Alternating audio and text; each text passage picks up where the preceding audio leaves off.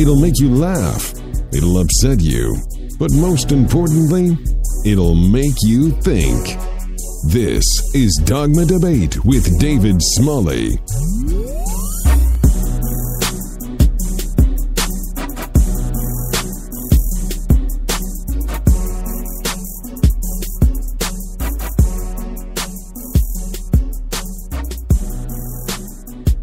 Today is Wednesday, January 27th, 2016. This is Dogma Debate, and I'm your host, David Smalley. Today is going to be a very special episode, mostly because of what, I guess we received an email last week from a listener named Sean, who had some feedback on, we've never really heard from Alex as far as his story is concerned. And then that sort of snowballed into the conversation of this movie, this film called Contradiction, which is the story of blacks in Christianity. So, yes, we do have a major announcement to make, but we're going to save that a little bit. You know how we do. We always do that. We're going to save that for a little bit later in the show. It is a major, major announcement. But today's show is primarily going to be focused on Alex's story on blacks in Christianity. We've got some audio that we pulled from the documentary that Alex and I just watched together called Contradiction by Jeremiah Kamara. We're going to play some clips. We're going to talk about how African Americans have dealt with faith. And there's something else I actually need to, hold on, I'm going to write this down here, because I do this live on air as we're opening up. And I just want to make sure we put on a good show for you guys. I want to make sure that you understand everything there is to know about this. Anything that we don't get to within the allotted time, we will do in the extended show. And I've already been talking to Alex. What we're going to do in the extended show anyway, when the 90 minutes is over, is we're going to specifically highlight some Bible verses on slavery. So if you've always thought, the slavery that's in the Old Testament, no. There's slavery in the Old Testament. Slavery is indentured servitude. That's like, working off a debt.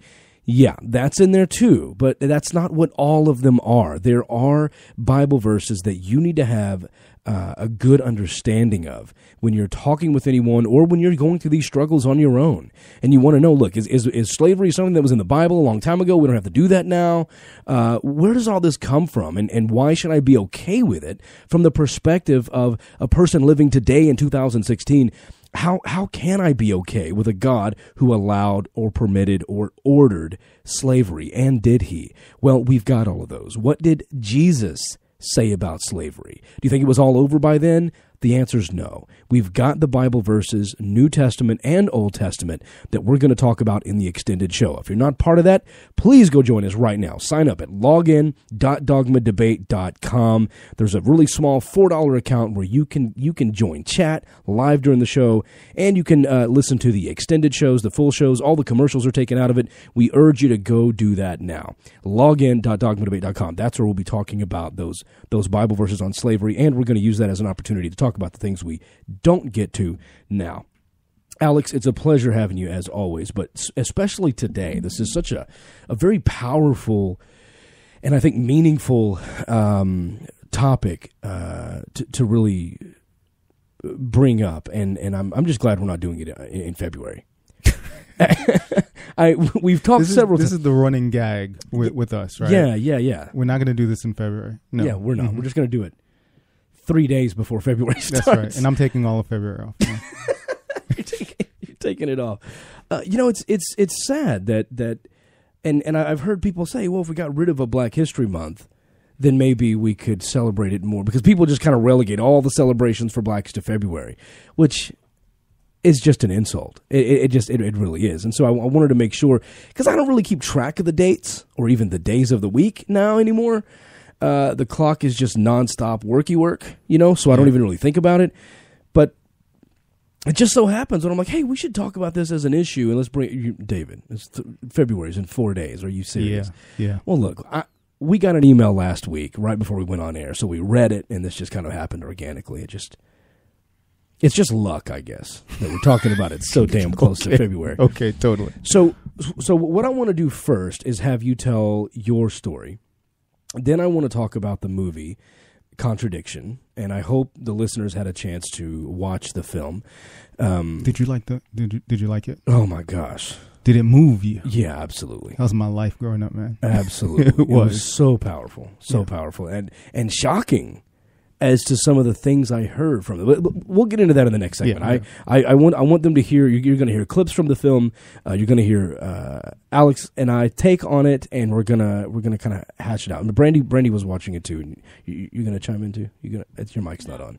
Your computer's too loud. We dealt with that before the show's. Okay, hold on. All right, go ahead, baby.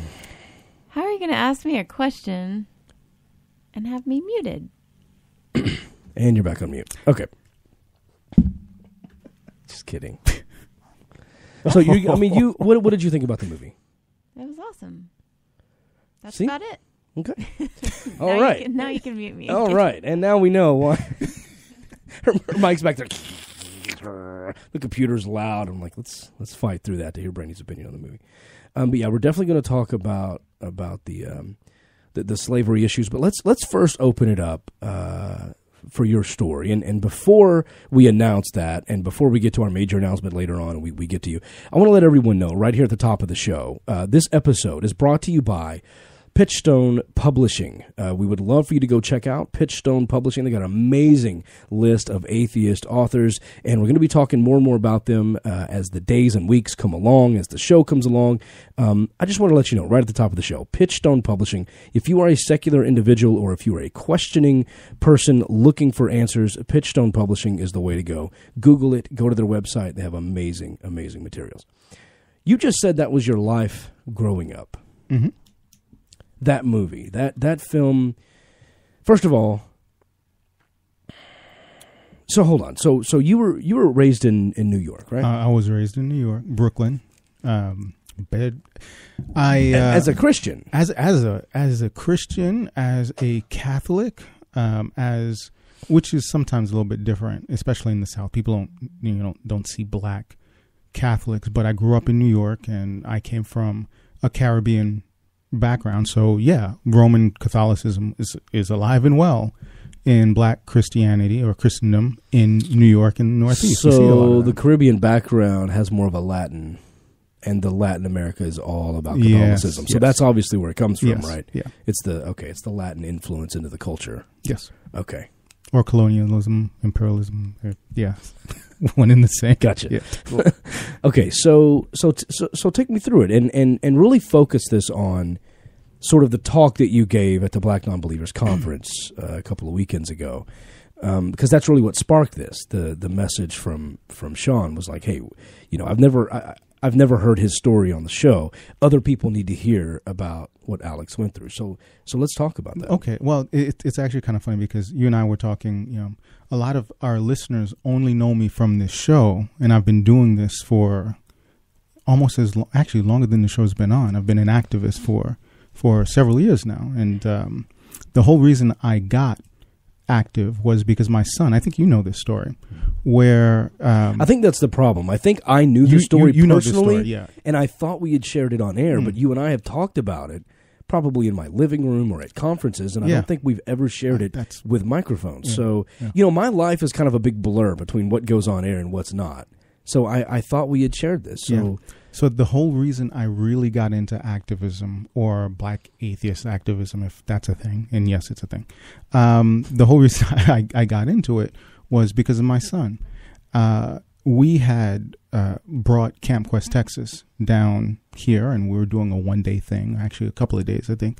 And it was the very first year, so of course, being in Texas, it was big news. It was huge news. And they wanted to have someone on air. I think it was either CBS or NBC. They absolutely wanted to have someone on air. My son says, I'll do it. He was 14 years old, right? And before he got in front of the microphone and that camera, I said, you do realize that this could change a lot of things for you. And we talked about it, and he was okay with it. And we were a little nervous. And it was in the July-August timeframe. I think it was August. And it happened, and he gave this interview. It was actually really cool, and he actually talked a little bit about what it meant to be at a camp that wasn't religious for him at all, because he's never really been religious. I grew up religious. My kids really didn't, although they've been exposed to religion. For him, it was never really a thing for him. And in his interview, he talked about, what happens when you die. He's like, well, I hope to be put in the ocean, and my ashes or my remains become part of a reef and something that maybe even the fish could live off of. It was actually kind of beautiful as an atheist thinking about it. You're trying to give it back, and I was like, well, that's really cool. I was really proud of him, and the interview was good for a few days. But of course, being in Texas, the message that people are hearing is the atheists are coming, right? So a few months go by and we hear nothing about it. And I thought we were really in the clear. And it wasn't until about Christmas or so where he comes to me one winter afternoon and he's upset. He's not bruised up, but he's very shaken up. Turns out that video made it into the church up there, and a few churches actually, and they wound up talking about it, and they contextualize it as the atheists, not just that the atheists are coming, they're coming for your kids, right? And it was as though Camp Quest was this recruiting tool, right? Yeah. But the big issue was, okay, it was black children who cornered him and basically shook him down and told him, like, look, there's no way that you can be an atheist. You're black. You have to love Jesus. That's part of your life. That's part of who you are. That was hard to hear. And they were saying that's who he is. That's who he is as a black black person. You can't be black and not believe in God or be a Christian. It doesn't happen. So I just had one thing to do. And that was, I realized that it wasn't their fault, right? It was not their fault. They had not been exposed to anything else. So all I had to do was go out there and change the world, right? Go out there. No big deal. No big deal. Convince people that black Christianity isn't just the only way. I mean, you can be an atheist. It's not the only black. Yeah, there's black atheists, exactly. There's black Hindus. Right. Which was a little hard for even me to hear because that's not how I grew up. When I grew up, it was all about Christianity. I mean, I wanted to be a priest, right? And for up until high school, it was all I talked about, all I ever really wanted to do. Of course, I talk about segregation before. We are integrated to a certain extent, but we still remain very, very segregated in not just our physical proximity, but in our ideologies as well. And it wasn't until high school that I even was exposed to the idea of there being people that were atheists and non-believers. That was just completely, I could not grasp that until high school. And I carried a Bible all the time. I was one of those people, right? I mean, there was... Had you read it yet at that point? I had read it the way I had been taught to read it. The entire thing? The way I had been taught to read it. Okay. Which, of course, means not the entire thing. Skipping around. Yeah, skipping around. And, of course, I always had questions. But I was always told, either you can't be a doubting Thomas, right? Because you don't want that. We're always threatened with Pascal's wager, right? Mm-hmm. Then there was always the question of, well, you were delivered. Like, delivered from what? We're delivered from slavery, and you were delivered from blackness, basically, right? I mean, here we are, and we've been given the ability to see a new light, right? And never really wanted to question. I had questions, but it was very difficult to get answers, and it was always shunned. Questioning was almost not allowed. So I went into high school. And lo and behold, Buddhists, Muslims, non-believers. And that really did shake up my world because I was on a crusade myself, and I use that word, because I was trying to change minds. I was trying to change people over to my team because it was my guy, right? And I was right. Okay. And had I not been exposed to a lot of that, I probably would have wound up an apologist, quite honestly. And black apologist that's a completely different thing altogether. I'm telling you, it is. Yeah. So, wow. Yeah. Did high school. and really had a crisis of faith right around my junior year or so. And I just could not reconcile a lot of my questions with Christianity. So I did the next best thing, Islam. Really? And for about 2 years. I turned my back on Christianity, and I was hardcore studying Islam. And you called yourself a Muslim? I did. I had no idea. Yeah. So I did that, and I actually lived with a couple of Muslim friends for a while, and I had actually started learning Arabic as well. And I'm like, am I really going to do this? And my parents, or actually my mom, was very, she was okay with it, because I think she always thought that he'll find his way back, right? But as long as I believed, there was always the ability to be saved. I hadn't walked away from God.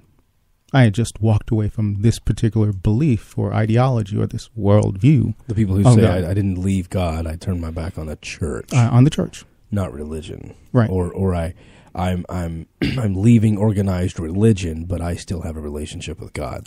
They try to separate the two, and when we as atheists attack a Bible verse, they'll say, well, that's a Bible verse used by organized religion, but me and my God have a personal relationship, and you can't touch that. And they don't realize that we see them intertwined, and for them, they've separated it. Yeah. So your mother was hopeful that you were going through a phase. It was a young phase. Person. It was, and it wound up being a phase. Obviously, like everything in life. She was right. Phase. She was right, kind of. Yeah. Because I went back. I did come back to Christianity. The problem that I had with Islam is, even after studying, I couldn't get the answers. And the way I looked at it, right, you have Judaism, and then the extension of Judaism is Christianity, and the extension of them all is the one true faith, which is Islam. And I was wrong. And I got to a point where I felt as if I had betrayed my grandmother. I went to church with my grandmother all the time. I actually went to church with my family and my friends more as a Christian than I did when I was Muslim. Not kidding. So, what now? Yeah, I went to church more as a Christian than I did as a Muslim. I prayed more as a Christian than I did when I was Muslim. No, that can't be. You have the 5 times a day. You have the rug that you have to put down. You have to point toward the Mecca. Come on. So you must have been a really bad Muslim. Or a really good Christian, right? Because I would wake up and I would pray, and I went to a Christian school, right? So okay. Right. So I woke up and I would pray. I got to school and we did prayer. Before we ate, we did prayer. We would get back from recess, and occasionally there'd be prayer. I had chapel, or actual Bible studies at school, and we would do prayer. And then, of course, we get home and you're eating, right? Before your dinner, you got to do prayer, and before you go to bed. So yeah, I was doing that more as a Christian than I was hardcore. And I didn't just start and this is the thing. My mom wasn't happy with the idea of some of the Catholic schools that she had looked at. She's like, they're not rigorous enough. So she initially put me in a Seventh-day Adventist school, right? Because they're much more hardcore. What about public school? That was not an option. Why? No God, no prayer. Not going to happen. Wow. Not going to happen. Should have sent your ass to Westboro. No. I mean, that sounds like it's no way. I mean, best bet. My mother is still pretty much a fundamentalist. Wow. I mean, she is. I mean, so the first time she ever comes back to you nowadays, be like, baby, please go back to Islam. Just something. Just believe in something. You gotta come back. Yeah. And when Islam didn't give me the answers, I decided, I had to come back.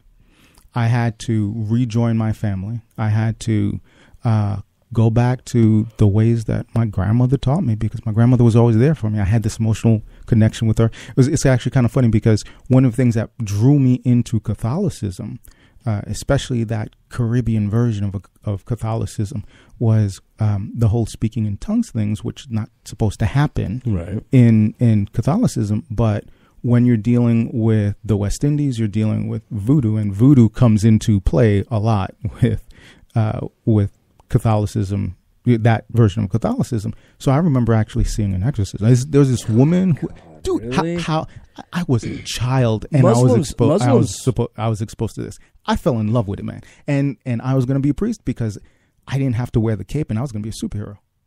You could pull the demons out of I was going to be Constantine. I was going to be John Constantine. I was going to go around banishing demons, right? Laying my hands, banishing demons from people. If there was someone that was crying and in pain, I was going to be able to heal them, right?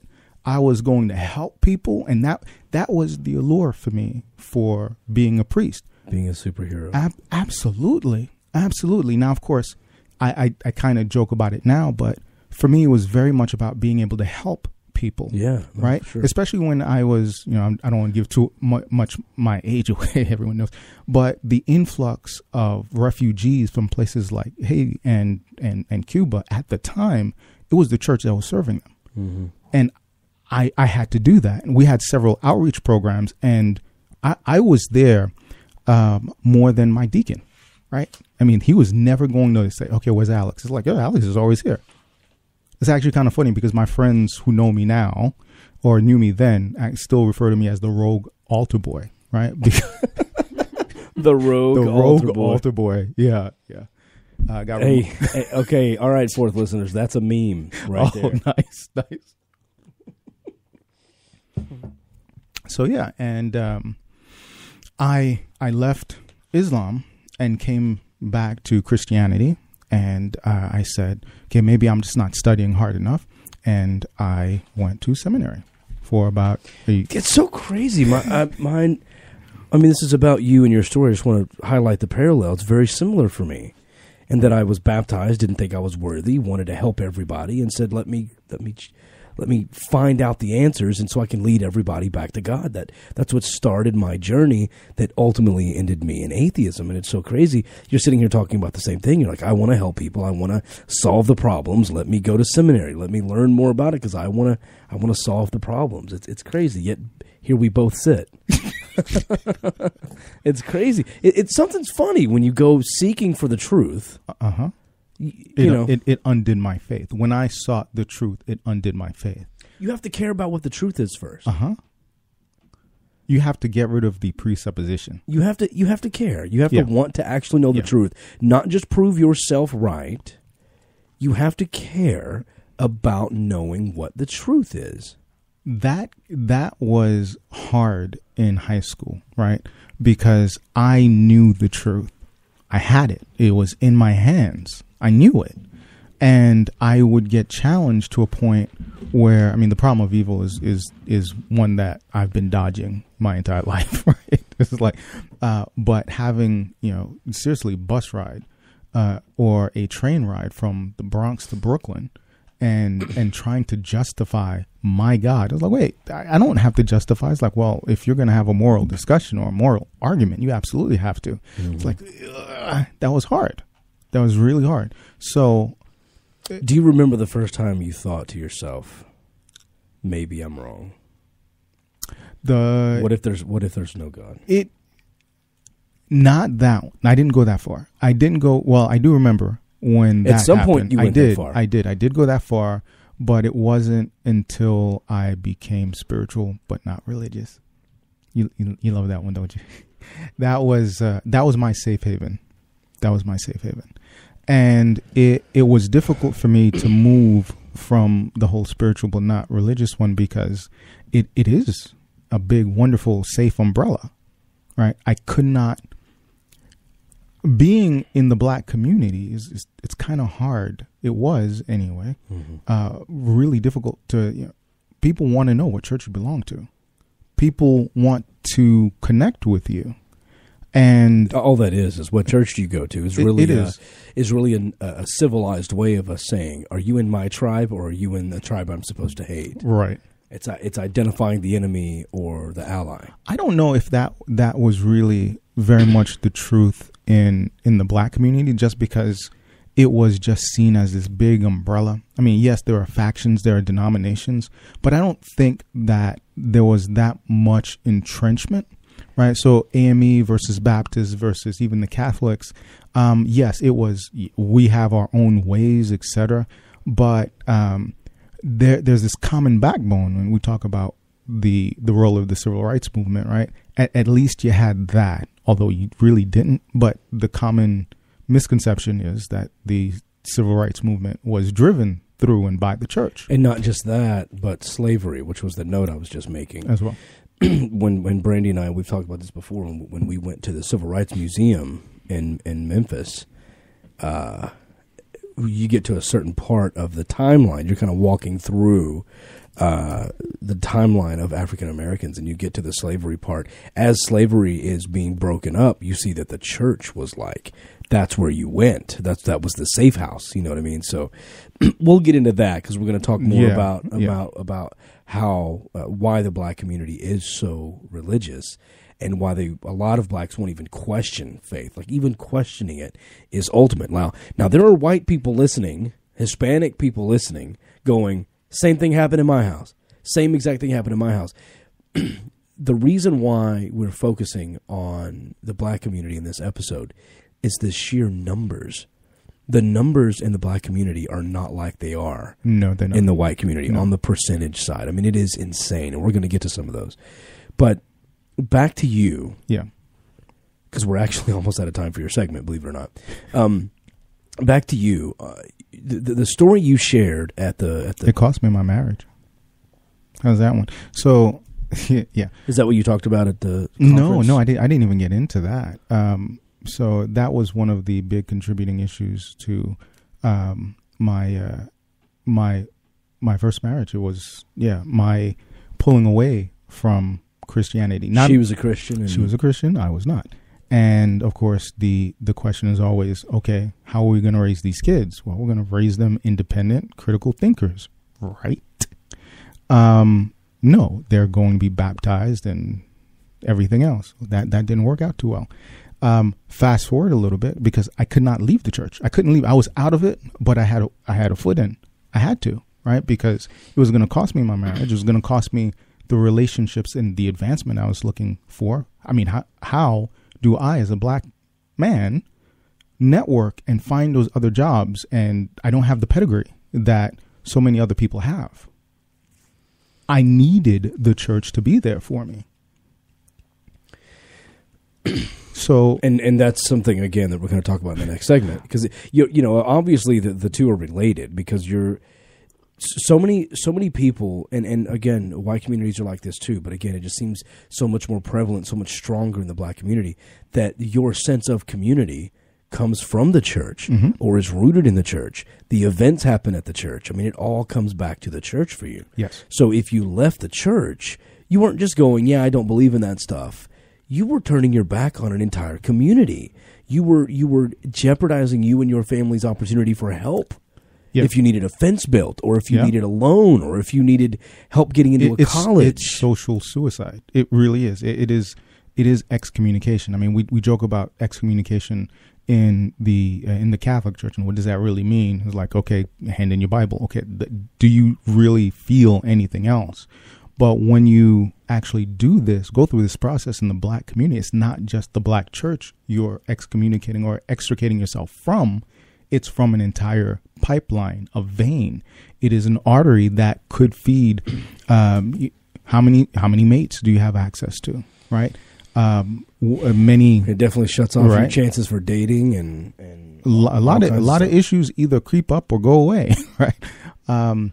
So yeah, it was a problem with my first marriage, and then when I remarried, my wife's family. Actually, I don't know the last time that we spoke to that part of the family. Wow. Right? Because when we were remarrying, it's like, I was an atheist at the time. Now, I think we already spoke about when I actually did become an atheist. It was that whole 9/11 thing. And I know I covered that before, but it wasn't until, when we decided that we were going to get married, they were okay with me being black. They were not okay with me being an atheist. It's like, no way. Because your wife is white. Yeah. A lot of people don't know that. Yeah. So, And then the whole, and then not only was I an atheist, I was a diehard atheist at this point, right? you were evangelical I about was your an atheism. evangelical. Yeah. No gods. And Ebony magazine happened. And, you know, the death threats happened. A lot of people don't know that. People don't know Alex this, was in Ebony magazine on an article, but you had your clothes on. I had my clothes on. This was the first time that an African American atheist had actually. I thought he was going somewhere else. This is the been- first time I had my clothes on Totally. for a magazine shoot. It was the first time that an atheist of color was covered in and I remember Mandisa telling me in a publication of over 1 million. Right, it's the first time it had happened. That's right, really cool. And yeah, it was. You were cool. also on a billboard in Dallas, and then a few billboards. But excuse me, I I didn't realize your modeling career was so. It's beautiful. And of course that one was with the Center for Inquiry brought that one up, and it was a great opportunity to have a conversation with the community that I had been disconnected from, because even earlier in my activism, we had a few missteps because of, I think you may have remembered this. I was involved with the Fort Worth issue, right? With the buses. Yeah. With the buses. We talked about that on the show too. Right. So when we did that, the Coalition of Reason it was the Dallas Fort Worth Coalition of Reason. They tried to advertise on a bus. We did advertise on a bus, and my face was on that as well. But there's a lot of faces on that, not just me, but mine happened to be one of them. And of course, being in Fort Worth, it was the predominantly black areas that these buses were going through. Yeah. And eventually, the black ministers called for a boycott. They called for a boycott. They didn't want the atheist message in the black churches or in the black communities. And so the ultimate solution was no advertising for anybody. Exactly. They were okay with spiting their face, cutting off the nose, and being, yes, okay. It was a win. Now, I think it was a win as well.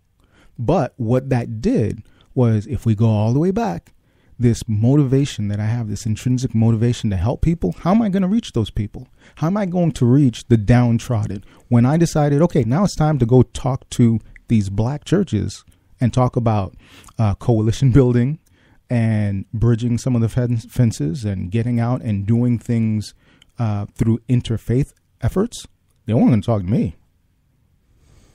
I was definitely the enemy at that point. Wow.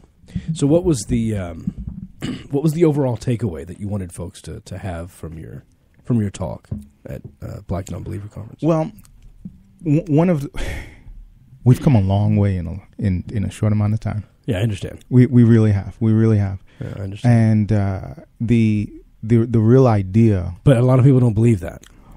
Like we just saw in the film. No. Here's the thing. 5 years ago, and I said this 5 years ago, when you Googled black atheist, I was the only one that came up.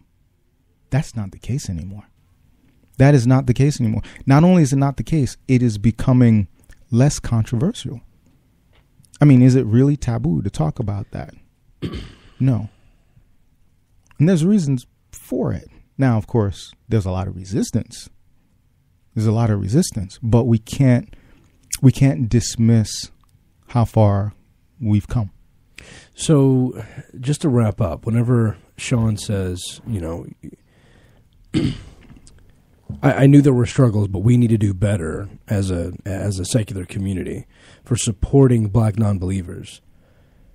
My first question is, to all the white atheists or Hispanic atheists listening now that goes, you know what, I lost a relationship over it too. And, I had issues with my children at school. I mean, my daughter today was texting me from school saying, I'm so mad these people are leaving me out and treating me different because I'm an atheist. We deal with the same thing. Why is it different for a black atheist? It's different for a black atheist because the eventual social cost that we deal with, right? Not only are we disconnected, right, and alone, now we find ourselves in a community that is sometimes very caustic to us because we're still black, right? So even if I dismiss the idea of me being an atheist, I have different struggles because of the color of my skin. I mean, racism is very real in the U.S. And sometimes we live in a secular community that doesn't acknowledge that. It doesn't acknowledge the special needs that we may have, or recognize the need for our particular platform. So you feel discriminated against by society because you're an atheist. And then you come home to a secular community, secular conferences, and it feels that you're discriminated against again within the secular absolutely. community? Absolutely. I mean, you've heard my stories. I mean, you've heard some of the issues that I have had to deal with as the only black speaker at secular conferences. I know that you're pretty damn busy in February. And you tell me I'm booked up in February. I can't do anything in February. I'm all booked up. Yeah, what's up, Brandy? In the chat room, they want to know if you have any black friends you knew as a Christian who also left Christianity, or at least who understand and accept you for your position. Yes, absolutely. In fact, I still maintain relationships with several of them through a lot of conversations. Believe it or not, they've become less Christian.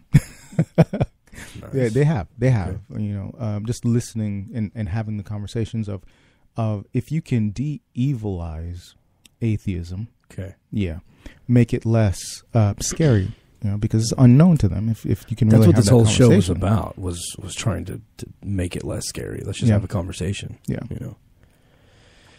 Interesting. So now that you're in the secular community, you feel that this is a group of people, and I've heard gays say the same thing. People, the LGBT community, Yep. will say, "You look, I expected the church to discriminate. I expected the church to treat me differently." Women say the same thing. I expected the church to treat me as submissive. Right, I'm a woman. I'm supposed to do things that the church believes I'm supposed to do, referencing Bible verses on how women should respond versus how men should respond. And then they're shocked that when they come into the secular community, there's so many people who are welcoming and opening and open, but there's still this small, it seems like a small group to me, core of secular people who are still judgmental against LGBT people, who are still racist against blacks, who are still misogynistic against women. From my perspective, it's a small group because the people I tend to work with are open and accepting and fine with things like this. Yeah.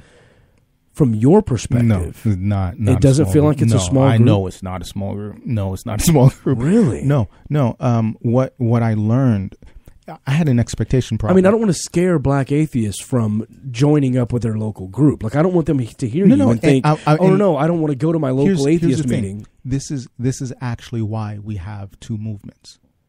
This is why we have two movements. Initially, when I came in and I wanted to be a secular activist, it wasn't just being a black activist, but I wanted to grow community for my family and my friends, etc. I wanted to build communities, right? And I had this idea that they're more enlightened. They have to be, right? So that was an expectation issue. Because just because someone is secular or because they're an atheist does not mean that they have shed any of the other isms that come with being human. But that's not just racism. There's That's all isms. Yeah, exactly. All isms all together. And so there was this big, I reeled from the ideas like, wait, there's racism here? There's not supposed to be. You're supposed to be smarter than this. You're supposed to be enlightened.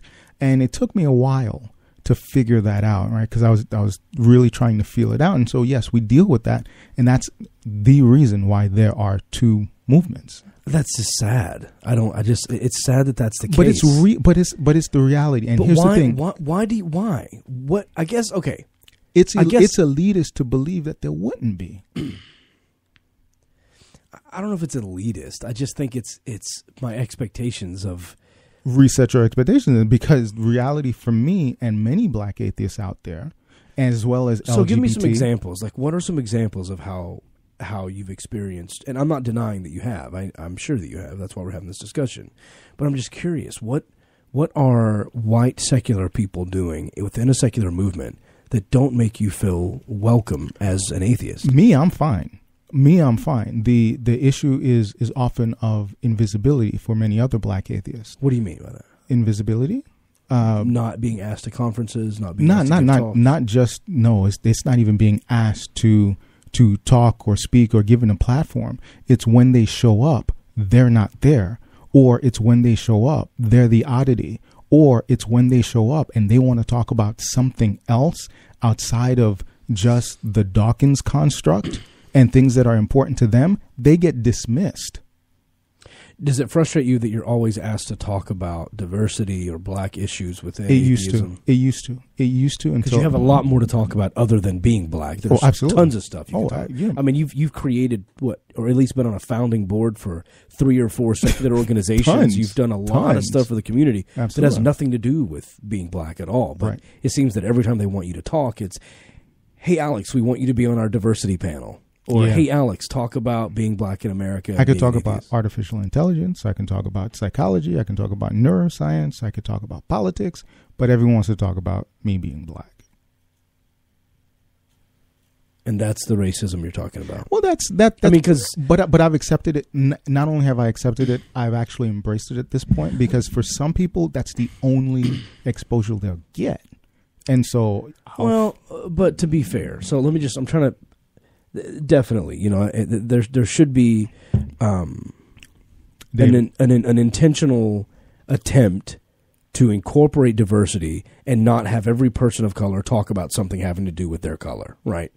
At the same time, if they want racism covered, they would feel really stupid asking a white guy to get up and talk about racism in America, right? So who do you ask to talk about racism in America? If you're going to talk about women's rights issues at a secular conference, you probably shouldn't ask a man to give that talk, right? We want to look to the people who are affected by the issue. So to defend the conferences a little bit, I understand, but to defend you, I do understand. There's more than conferences. You have a lot more to offer. There's more than conferences. My life isn't just conferences. My life is lived on the streets. My life is lived in the communities that have been forgotten. When I go out there and I am either helping to clothe someone or I'm helping to feed someone, whatever the initiative is, I'm doing it with other people of color. When I ask or try and get other people involved, it's like, well, where are you going to be? We still have to overcome the issue of race because those parts of town aren't very inviting to people that look like you. They don't want to do that. So we have this wall that still exists. Like I said, just being an atheist doesn't make you more enlightened about humanity. So let's end it with this. What do you think a secular community can do better to help black atheists feel welcome? What we're doing on this show, I think, is what everybody should be doing. Why? What else can we do? I guess is the question. This is the first step. This is not just me and you, but it's having the conversations that need to happen. It is getting uncomfortable or getting comfortable with the uncomfortability of something like this, right? I mean, that's really what it is. Because this is going to be hard. It's going to be hard for anyone. It's easy for me because I live it. But someone, other people like you that may not be aware of my reality. And I shouldn't use you because you're a really bad example. Why am I a bad example? Because we have so much actually in common. Yeah. And I know your exposure to the black community and black culture. Sure. But it really is reaching out, making sure that you're not overreaching. Go to them. Don't build it and assume that they will come. That's something that I've talked about that for years now. Don't build it and assume that they will come. Meet them where they are. So when you have a black non-believer conference, do you think white people feel welcome there? Yes, absolutely. Absolutely. Do you think they feel weird by buying a ticket to a black non-believer conference? I don't think so. They show up and people look at them and go, this isn't for you. This isn't for you. This is for us. I'm telling you right now, they had a blast. I saw tons of pictures. I have pictures to prove it. There were lots of white people at the black non-believer conference. Yes. I have tons of pictures. And Mandy, thank you for pulling that together. Bree, thank you for all the love and support, etc. It looked like a really fun conference. It was amazing. I was slightly offended. Oh man. I was slightly offended. Oh man. slightly offended that I wasn't invited. I'm just saying. Hold on. I wore the T-shirt, right? You so did. You were there. You were there in spirit. Oh, that was the only exposure I could get. You could expose yourself any time of the day. I want to be invited next year. I want to go. I want to talk. You want to go? You want to go? Were there any white presenters at the conference? No. We can do an episode of Dogma Debate. I was thinking about that actually. Let's make that happen. Look at your eyes. He's like, really? Okay. I'll have the talk. The talk. Let's do that. Let's pitch it. Let's do that. Say, come on. He's got to be the blackest white podcaster there is in atheism. See. Yeah. You know his email address, yo. Yep. It's brandy@dogmadebate.com. I'm not scared of you. I'm not scared of you. Email me. No, so let's talk about why all this is important. Let's dissect this movie Contradiction. Yeah. About how the black community has embraced Christianity and why it still does. Let's do that. Coming up next right here on Dogma Debate. And now, it's news for the fourth listener with John Carf. This is News for the Fourth Listener, brought to you by Secular News Network and sponsored by Tiny Thinkers, Science Books for Kids. The campaign is already publishing its first book with 2 to go. You can help change the world and enjoy some great rewards, even having yourself or your child drawn into the book. All that and much more is available at GoFundMe.com/TinyThinkers. So this week, Glenn Beck dedicated his television program Monday night to airing the speech he delivered in Iowa last weekend endorsing Ted Cruz for president, as well as some behind-the-scenes footage, such as David Barton laying hands upon Beck and praying for him ahead of the speech. After Barton finished praying that Beck's endorsement of Cruz would, quote, turn the Holy Spirit loose, Beck and Barton agreed that Cruz is the candidate they have been praying for their entire life. This is the moment that we prayed for. You know? We prayed for this. We've been working for this year. We didn't know this. We didn't know we were. You guys have been working at it for decades. Didn't know this was it. Didn't know this was it. When we started in 2007, started talking about this. We started the 9/12 Project. People started the Tea Party. This is it. This is really it. And he really is the guy. He really is the guy. So Glenn apparently believes that Ted Cruz really is the guy. So if Ted Cruz doesn't get the nomination, how long do you think it'll be before Glenn says that someone else really is the guy? Continuing, Representative Louis Gohmert of Texas always has lots to say. But right now, he has a theory as to why Hillary Clinton has been saying such great things about President Obama's policies while she's campaigning.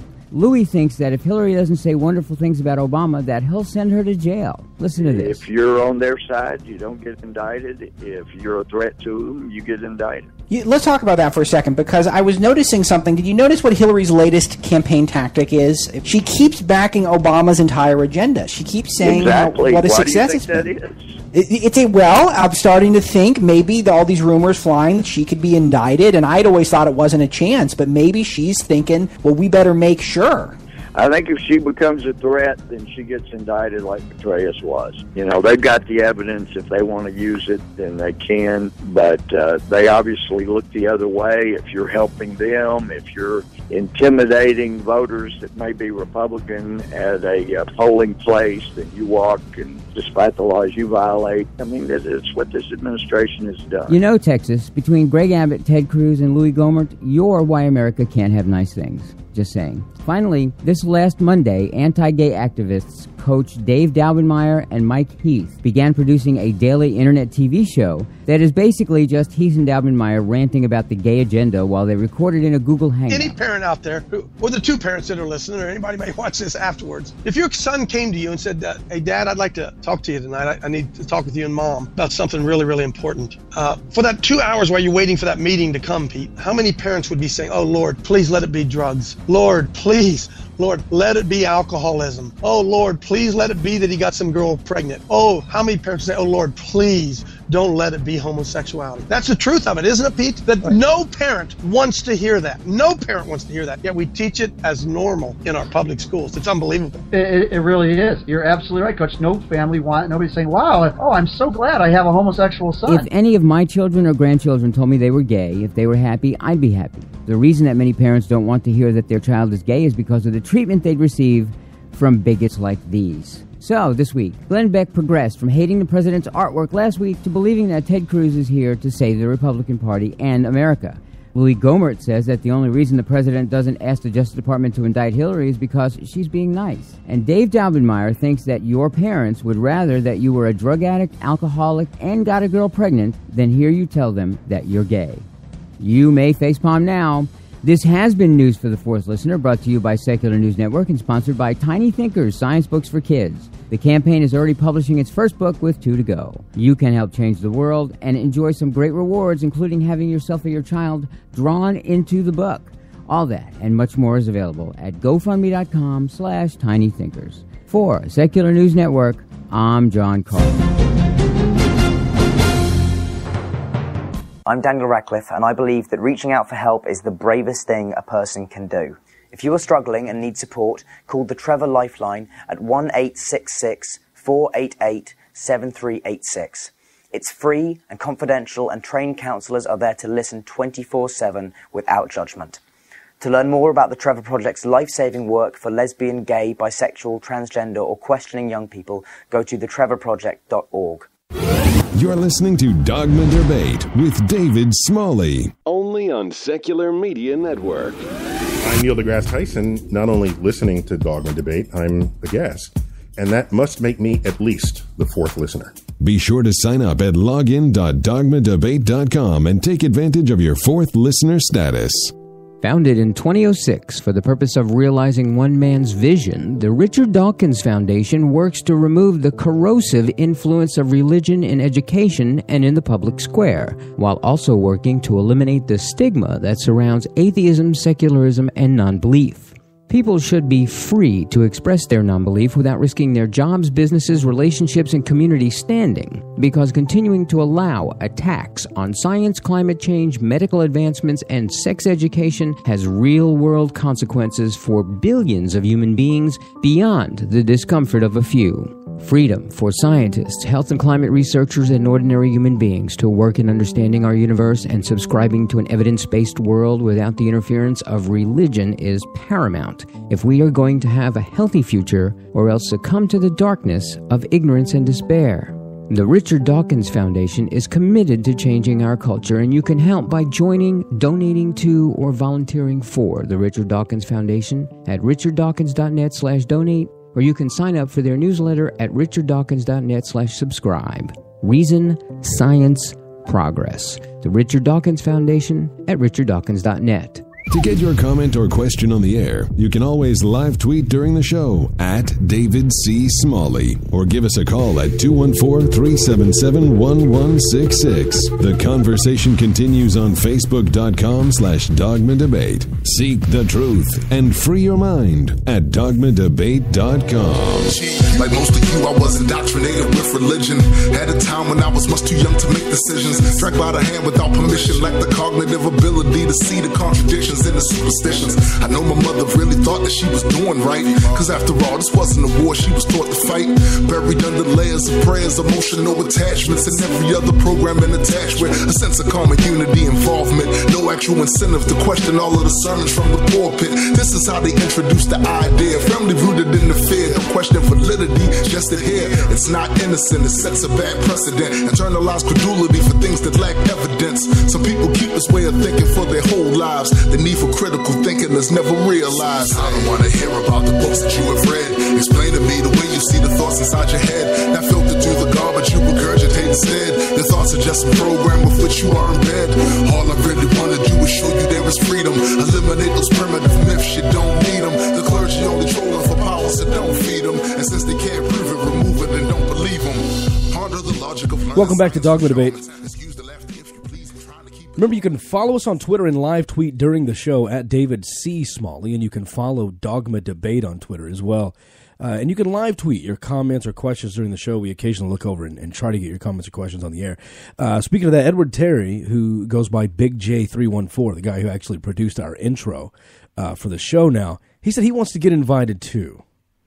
So let's invite him to the Black Non-Believers Conference. Do you guys do it every year? No, it was a 5-year anniversary, but we're talking about making it more than that. Let's do one for 2016. Come on, guys. Let's do it. 2017, maybe. Okay. I'm going to commit Mandisa. No, I'm not. Okay. We'll just pretend Mandisa just said yes. Okay. Just Mandisa, it's cool. Just cool. Yeah, totally. And let's send an invite to Edward Terry. He's a good guy. Now it's your problem. You just deal with it. I just say stuff and then other things happen. So like life. We didn't say before the break that we were going to do this, but we're making the big announcement right now before we talk about Contradiction, because I want to talk about the movie Contradiction all the way through this last segment and into the extended show. We can talk about the movie, and we're going to talk about the Bible verses that have to do with slavery. So if you're not signed up, now's your chance. Log in .dogmadebate.com. You can also join us live in chat. Should you be looking in my eyes when you make this announcement? No. Don't make it weird. On one knee? No, this is pretty serious. Okay. This is serious. Don't Alex it up. Don't. Yeah, it's a verb we use around the office here. Don't Alex that. Making it about you instead of everything else. So we're going to get to this in just a second, but this is the big announcement we've been anticipating. So when all of this started, and we were, I guess when I say all of this started, I mean 2012 was the first year we did the Dogma Debate in its current format. It was also the first time we did an audiobook.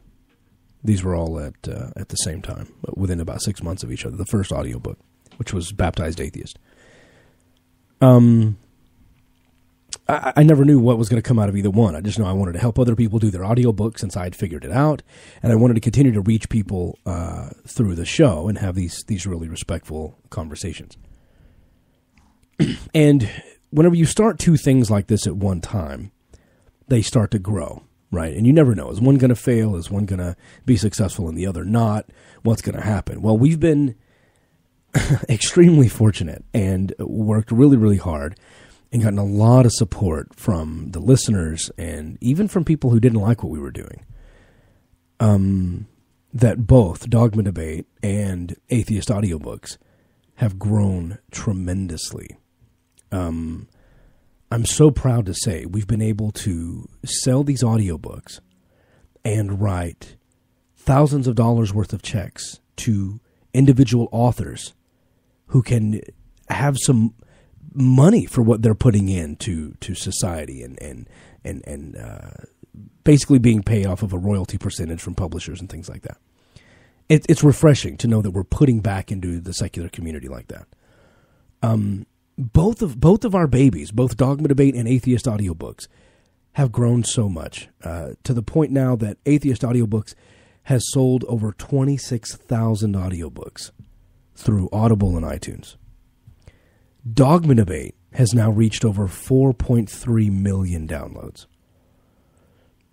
It's incredible. And both have grown so much, so fast, that it's time for us to focus on just one. With the amount of listeners that Dogma Debate has and the amount of shows that, we've been promising, hey, we're going to start doing a second show when we hit our membership levels. Members are growing tremendously. People are getting behind the show. There's a lot to manage there. There's a lot of administrative stuff going behind the scenes to get stuff done. We have wonderful volunteers like Jenica and Philip and Donovan and people running around doing all kinds of things, helping us book, helping us, Alicia helping us put stuff together, check the emails, the PR. There's a lot that goes into having a show that gets that much popularity.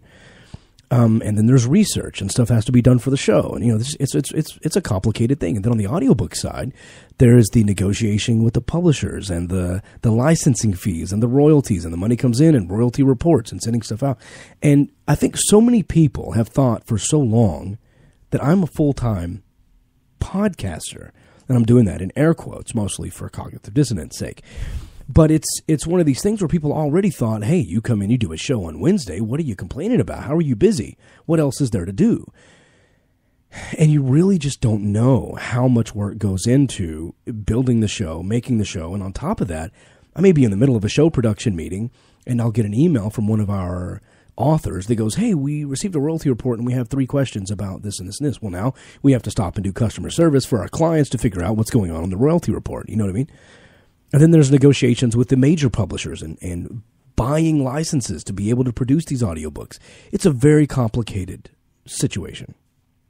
And we reached a point that, doing this full time, we said, it's great to be able to do this full time. Well, having both of these at the same time is almost like having a different job.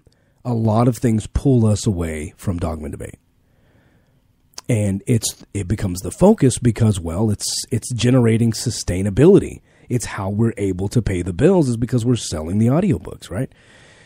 And so we looked at the numbers and thought, we have to focus on both. But the audiobook section is pulling away from the Dogma Debate thing. And every time we go to Dogma Debate, we have to stop recording an audiobook because it's time to do a show, right? So we love that we're doing it. We love the excitement. We love that we've been able to provide these over 26,000 audiobooks to a secular community. And 221 episodes, thousands of hours of secular broadcasting to 4.3 million downloads. But it's time for us to focus on one because just focusing on one would mean that we can get even better at what that is. And there are so many times where a listener will send us something on Facebook and go, hey, I saw this news story in my hometown. Read this. And I look at it and go, you know how much I would love to click on that article and read it and run to the studio and do a show right now based on what you just sent me? That would be great. But I'm in the middle of recording chapter 4 of a 12-chapter book, and I can't just stop this, right? Or a listener will send me a PDF of a book they wrote, and they go, hey, I'd like you to review this and do a blurb on it. I'm in the middle of contract negotiations with a major publisher, and then tomorrow I've got to do a show. I don't have time. I'm sorry, I can't read this. Dan Arrow is a perfect example. He sent me a pre-production copy of his book, Parenting Without God, I believe, and was like, hey, I'd like for you to blurb this. That's an honor. You're sending me the book before it can be bought for free, asking me to read it, and then just write a little blurb about it that you can now print my name in the book to say, this is what David Smalley had to say about my book. That's a huge honor for me. I didn't have time to read his book because if I'm going to be reading a book, I need to be in this studio reading it into a microphone so we can publish another audiobook. And so I saw myself being spread too thin. I saw myself trying to put out all the fires at once. And we sat down and we had a really difficult meeting because we need to have our focus on one thing. And we came to the conclusion that we didn't want it to stop, but we wanted to focus on just one of them. And so we were in talks with several people about how we were going to make that happen. And it's a strong, it's a powerful, it's an emotional situation for us. But the announcement today is that we have sold Atheist audiobooks. I'm honored to have been a part of it for so long. I'm very proud of the work we put in. But I did not want to sell that part of the company unless I knew it was going to go to someone who was going to continue the tradition of high-quality production, who was going to continue the tradition of honoring secular people and scientists. And so we made a deal with a guy, and honestly, I got to tell you, the only guy that I think is worthy of having it. And the new owner of Atheist Audiobooks is Pitchstone Publishing, and it's Kurt Volken, and he's an awesome guy.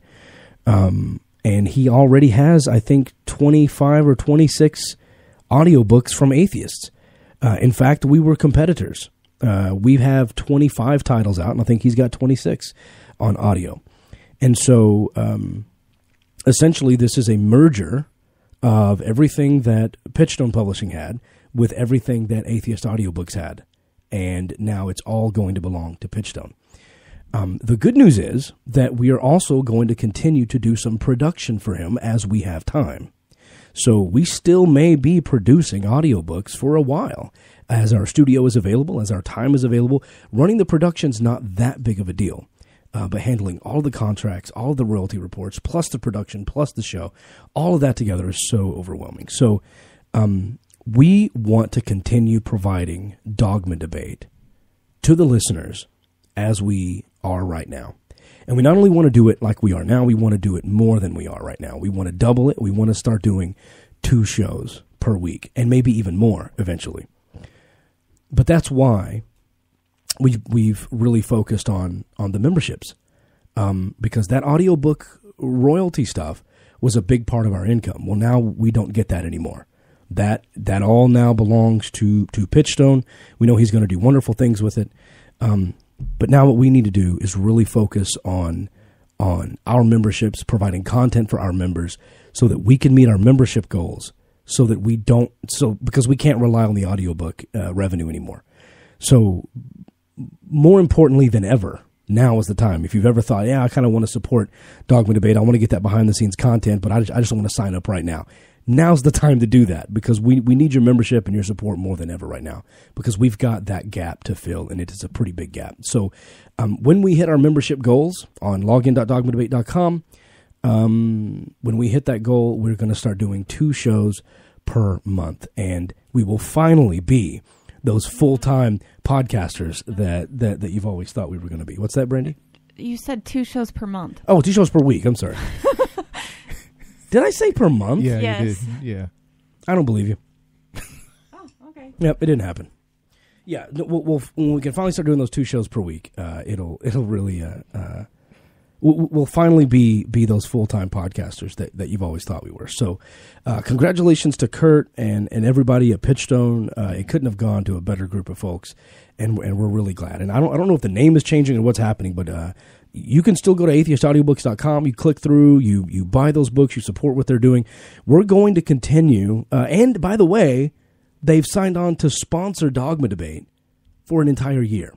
So this is a partnership. This is something that we are working together. This isn't necessarily a goodbye to what we've done. It's let's let them focus on what they are really good at, and that's publishing secular content, and let's let us focus on what we're good at, and that's producing a kick-ass podcast / radio show. So that's what we want to do. We want to continue making these shows for you, and we don't want there to be distractions. So that's the big news. We no longer own Atheist Audiobooks, although we will still be talking about it, at least for a year. So we're really excited about it. So sign up with us, login.dogmadebate.com. We need you now more than ever. So that's the big news. Alex, your thoughts? Congrats. Thank you. I mean, I say the congrats to Kurt, and we'll be talking with him soon as well. I'll have him on the show, and we'll talk about it. It's a giant merger of a ton of atheist content. I mean, you're talking 50-something audiobooks now that are all under that umbrella. That's actually kind of exciting. I mean, with all the mergers of the supergroup, the atheist supergroups. Right. This is another one. Good timing. I think this is a good timing. It's really exciting for us. And you know what? This kind of goes back to a conversation I had with my friend Todd Stiefel. We were sitting in his house, and we were talking about strategy and what we were going to do moving forward. And over tea and crumpets. Oh, not over tea and crumpets. It was over chocolate beer, actually, in his basement. It's really classy, really classy. He said, whatever your strategy is, just make sure that you can be the best at the world at whatever you're doing. And I look at, I look at the audiobook industry, or the publishing industry, I should say, and I go, we're pretty good. I think we're decent. I think we're good. I think we put out good stuff. Are we the best in the world at it? Can we be the best in the world at it? Do I even want to be the best in the world at it? And then I look at Pitchstone and go, those guys are some of the best in the world. Those guys are figuring it out. And I look at podcasting. I look at this show and I go, yeah, I can be the best in the world at that. I think when it comes to this stuff, this is where we specialize. And so I wanted someone to take over Atheist Audiobooks that was going to take good care of it. And so I'm honored that Kurt stepped in and Pitchstone bought it. So I'm happy about that. And I think now what this means is more content for members. more content for listeners, more time frees up for us. That I'm not doing audiobooks, and we may still produce them, like I said, but that's not the time thief that everything else is on the administrative side. So this frees up a lot of good stuff. I'm excited. Brandy, you happy? Happy? No. Sorry, what was that? I'm not happy that you muted me again. Okay. Good to know we're on the same page, sweetheart. So yeah, it's an exciting time, and I'm happy about it. So now let's get into the movie Contradiction. Let's do that after a break. I want to take a very, very short break, and you know what? We can go about 96 maybe. Okay. Before we'll get cut off by iHeartRadio limits. So we'll take a super short break. When we come back, we'll cover the film Contradiction. Shortest break I have. Here it is. If God exists, he would have got rid of commercials years ago. Download Dogma Debate with no commercials by signing up at login.dogmadebate.com. Dogma Debate. Dogma Debate. Dogma Debate. Dogma Debate. Dogma Debate. Dogma Debate. Dogma Debate. Dogma Debate with David Smalley.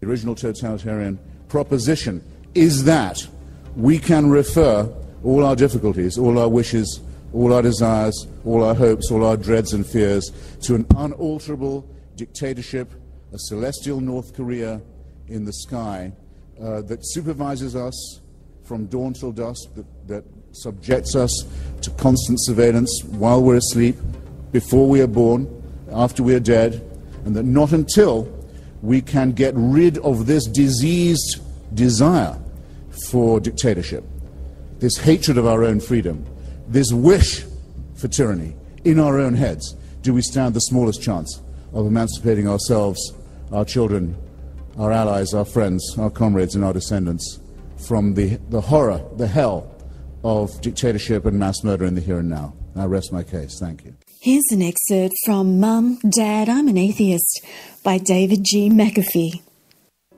It is the same highly regarded concept of an afterlife that allows misguided religious people to justify the mistreatment of those who disagree with their religious ideologies. They are simply trying to protect you from eternal damnation in the afterlife by condemning you, insulting you, and even disowning you in this life. It is not to say that becoming open about your disbelief is always going to be met with these negative reactions, and, in fact, that is precisely what this work is hoping to prevent. But it is important to understand that if you experience negative reactions from religious kin, it is probably a result from the religion's teachings, and likely not from any personal vendetta or hatred. Find this audiobook and many more at atheistaudiobooks.com. The facts you won't hear in church.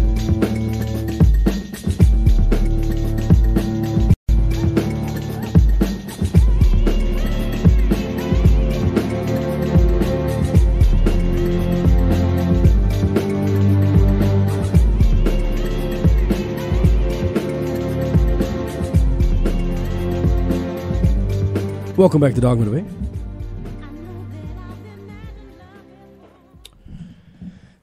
This film, Contradiction, tell them how they can go get it, first of all, Alex. You can go to jeremiahkamara.com and order it online. It's available still. It's a great movie. Love it. It is really good. I love his interactions and his conversations kind of with like Christians. He's very much like you, actually, the way that Maybe that's why I like him so much. Yeah, he goes out there, and he's not confrontational, although the name of the movie is Contradiction. I mean, he's not. He just lays it out. We have a conversation. He has very poignant, direct questions in a respectful way. You're right. I love that. I love that. And we can't give away too much of the film. Like some of the monumental moments that hit home. I go, I want to pull audio of that. I want to share that. And I go, wait a minute. You'd be playing the whole film. Yeah, I can't play the whole film. So, regardless of what you hear tonight on the show, go look at it. Go buy it. It deserves to be supported, please.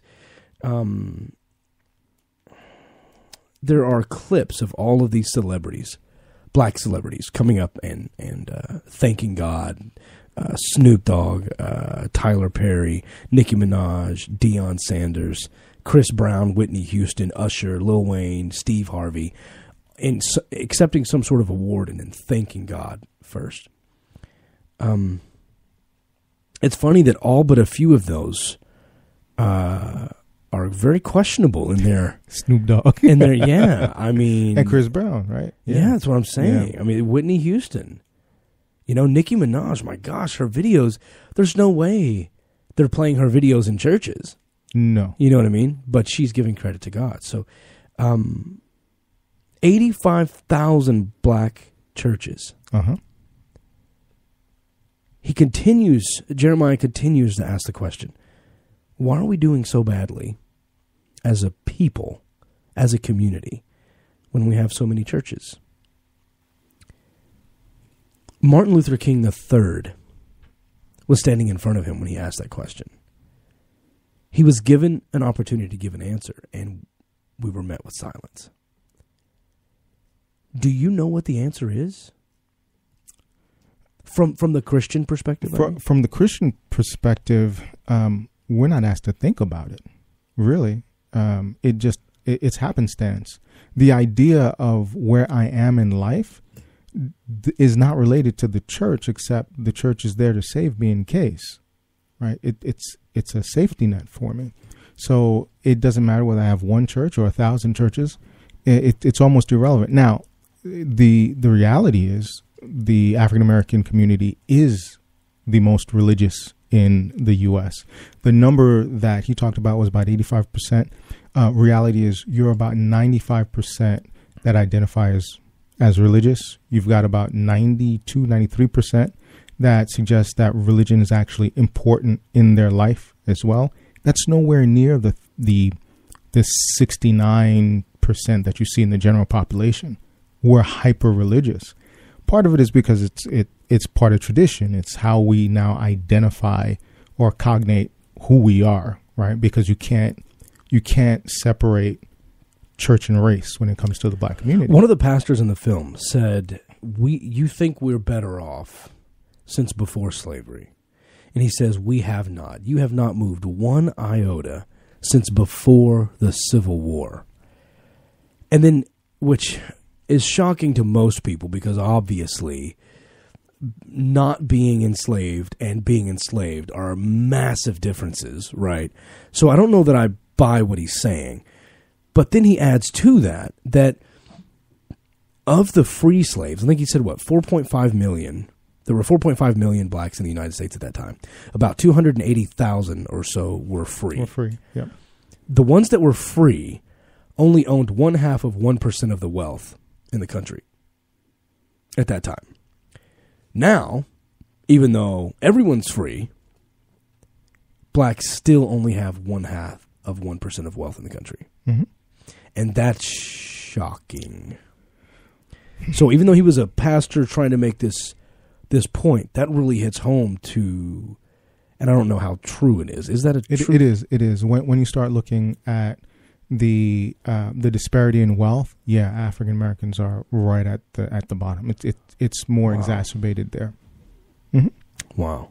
Which is probably why you actually have this strong sense of religiosity in the because you got to hold on to something. Yeah. So that's where I want to take this conversation, because over and over in the film, this point is sort of driven home that, one guy hits on it that there's a large number of missing male influences from black homes, and he just kind of skims across this topic. But I think what he was insinuating, and what I got out of it, I could be totally wrong, was that there are so many homes of single mothers raising children, and single mothers going, here's the perfect man I'd like to meet, and here's the list of the man, of all the qualities I want the man to have. And the young men are thinking the same thing. There's it'd be cool if, I had a dad with these qualities, and my dad's stronger than your dad. My daddy can beat up your daddy. My dad's smarter. My dad's a guide. My dad will keep me safe. And if that's missing disproportionately high from a percentage perspective in black homes, Is there a correlation? Do you think that in some way the single moms are looking for that man in their life, in Jesus? Mm-hmm. And are the young men looking for that father figure in life, as in looking for a father figure in God? Boy, is that a loaded question. It is, because it's a yes or no. No, this is what, when I'm sitting around with many of my black friends, this is what we argue about, right? And you show up and we all go silent. Well, right? Or you all argue with me. Or argue with you, because as soon as you say it, then I'm wrong. You're wrong, of course. That's one of the purposes that God served for me. I didn't have a father. I didn't have that father figure that was there. And so, I did look for God, someone who's going to protect me, someone who's going to be there for me. My dad left home, right? He decided that he didn't want to be part of my life. And then, even when I tried to connect with him several times over the year, he's like, I'm not interested, right? So he had his own family, had his own thing, and he just left my mom and I alone.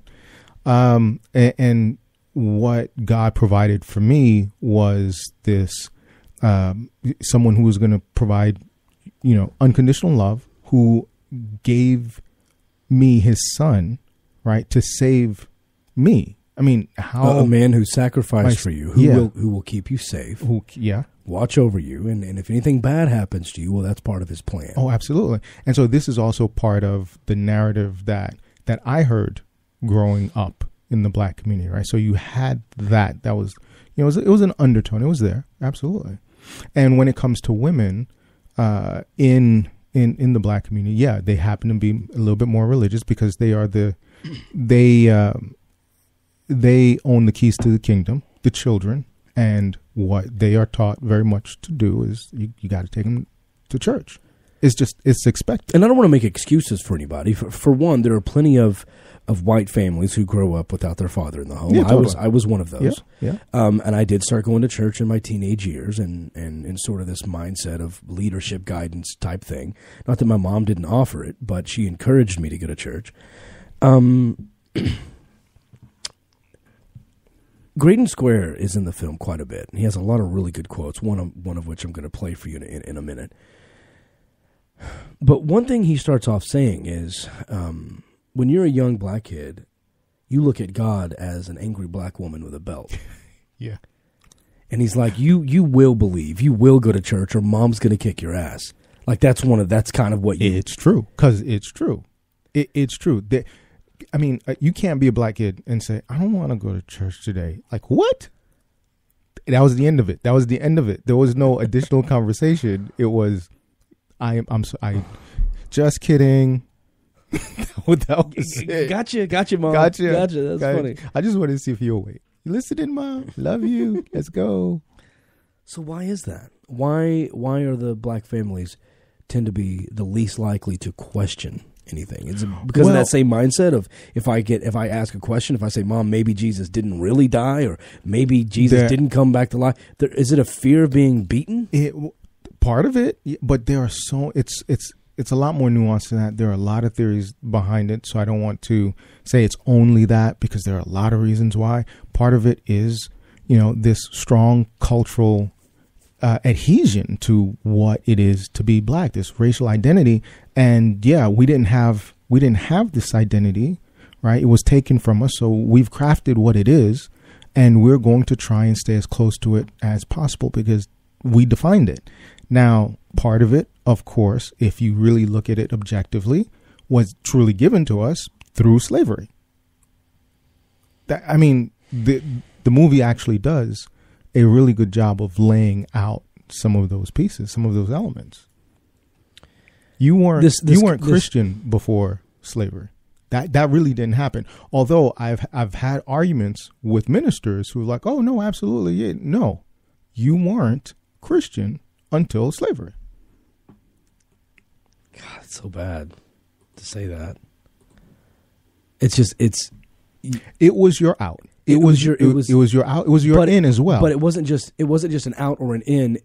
It was a way, and this is the offensive part. It was looked at as a way to to cleanse you of your blackness. Yeah. Yeah, because you're taught. I mean, the whole, the curse of Ham. But you're very much taught that you're not worthy. So we are going to cleanse you of your blackness. You're going to be white as the driven snow. So for the black Christians listening right now, who are getting really offended by this, yeah, let me play a clip from the film. It's a very short clip of, I believe it's Jeremiah talking. And what he's doing is he's showing black ministers, early black ministers, talking about how they were sort of supervised by white people, by slave owners. They were watched over. Here's how you're going to preach to a black congregation. And they were taught certain things to say and certain doctrines to speak on.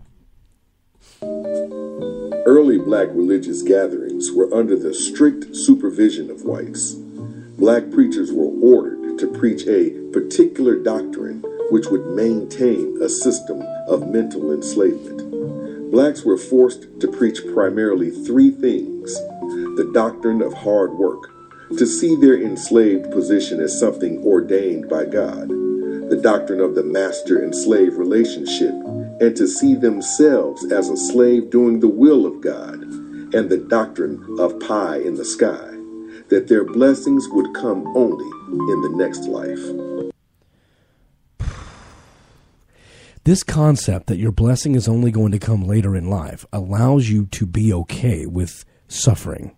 And the misery in, absolutely. Misery, poverty, whatever it is. It doesn't matter because heaven is coming later. Right? It's the cell of hope. Exactly. It's okay to deal with what you're dealing with now, pay back later. One of the guys he talked to said this about living in an impoverished area. I have too much to look forward to, so what they going to do? Gamble, drink, go to church. Gamble, drink, go to church. And there's not too much to look forward to. That it seems like that's just the center of all happiness is going to be the church. Okay, I want to go back a little bit because when you start talking about the way ministers were taught to minister to black folk, when you look at the South, Jeremiah does this thing called slave sermons, and he's done this for several years now, and he's run a couple of parallels of how ministers have been taught to preach to black congregations. It really hasn't evolved. The times have changed, but it has not evolved. You're still doing the same thing. It's still the master-slave concept. Or excuse me, the overseer concept, because the master's God. It is still there. That language is still even used, referring to God as a master. Yes. And the Bible verses we're going to get into in the extended show even use those words. Slaves, obey your earthly masters as you would obey Christ. This is New Testament stuff, not Old Testament weird, we got to get away. This is New Testament stuff, telling slaves to obey their masters. These books were written and these books were used to keep people enslaved, making them think that their enslavement was by divine revelation.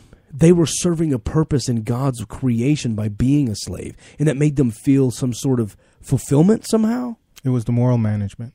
It really was. I mean, to quell any revolts.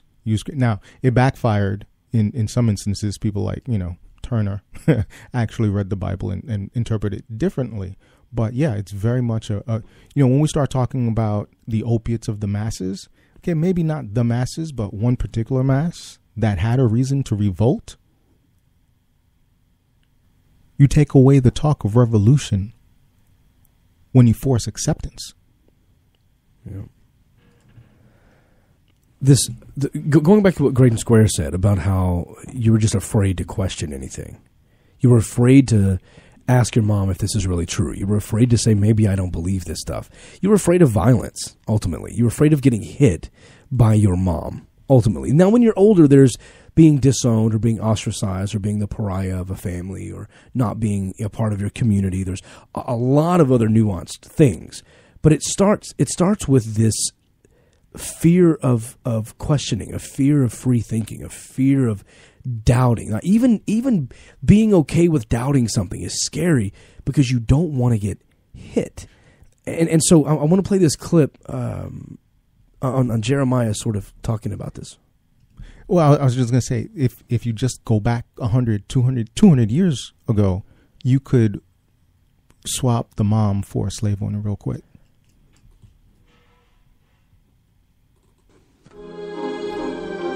Are preachers teachers too? Should people expect their pastors to be knowledgeable on matters pertaining to history, science, or world affairs? If pastors had deeper levels of knowledge other than the Bible, would believers achieve more in the way students achieve more with better teachers? Some people have, in my opinion, some people have a higher level of intellectual vigilance than others do. Some people don't like thinking. The Bible doesn't allow us to think. It's like what you're told, you believe, and you run with that. I think we need to practice thinking. But thinking was never a requirement for faith. Yeah. Whoa. When I heard that part, I grabbed my notepad. Alex and I were sitting next to each other, and I grabbed my notepad and I wrote down, freedom, free thinking, not encouraged in households of people who've been oppressed. And that, I think, is what blows my mind most about any of this. Whether, if you are, I mean, look, all of us can see oppression. All of us at some point have felt mistreated or discrimination. Everyone of every color, you felt discrimination. You felt being treated a certain way because of who you are. Despite, yes, there is white privilege. I get it. There are still white people, a lot of white people, who have been treated differently because they are white. There are men who have been treated differently because they are men. There are, of course, women treated differently because they're women. But when you are a part of an entire race of people who have been oppressed and literally enslaved, beaten, and kept in this box of you're not allowed to because God said, it is mind-blowing to me that you will then come out of that, have freedom, and then treat your kids the same way that you would not want your people to be treated by our government. Okay, so... Or that you would use that freedom to then, that free speech, right, to then oppress other populations of people. Yes, I'm free. Yes, I'm equal, but gays shouldn't be allowed to get married. Yes, I'm free. Yes, I'm equal, but women will not hold a position of authority in my church because 1 Timothy 2:11 says, really?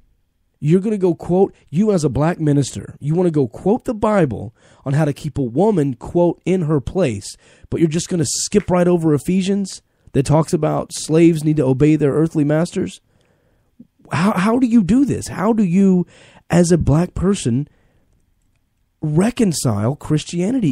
It is a contradiction within itself. Yeah, cognitive dissonance. I mean, you see it with white folks all the time as well, right? I mean, we even had Jeremiah actually showed it. He was talking to a minister, and he brought up the idea of slavery, and what happened? He dismissed the idea of slavery. He was rationalizing it. Actually, what he said was, because Jeremiah was saying, don't we have it a lot better now than, people who were enslaved and beaten? And he said, that depends on what type of slave you were. If you were in favor with the slave master, he might have treated you well. My jaw was on the floor. Now this is because, for us and people like Jeremiah, secularism is progress. For them, it's not. It's a descent. We are falling apart. They see it as regressive. It is. Wow. It is, because we're what they see is people falling out of the favor of God or God's favor, right? And they see people pulling away from God, and that's the promise of happiness, right? All that suffering, your ancestors, your parents, all that suffering was for nothing, because you're throwing that all away for earthly belongings instead. Earthly but it's reward. Not belongings, it's freedom. That's what you're throwing it away for. You're rejecting it in the name of true freedom. I will not be controlled. Freedom to do what? Right? Think. Freedom to think. Here's the clip from Graydon Square. And then there's this idea that if you don't believe what we believe, you're going to suffer for it. And this idea that if you don't believe what we believe, that's okay. Your time's going to come and you're going to bow before God. And then when you do bow before God, then he's going to punish you because you didn't believe. Not because of what you did, not because of what you actually did, but because you didn't think a certain way. That's the ultimate type of slavery. The dominance of thought. To dominate what you think and how you feel and how you love something. No. No. So like I said, not freedom. Not freedom. They don't realize this. So they're not free.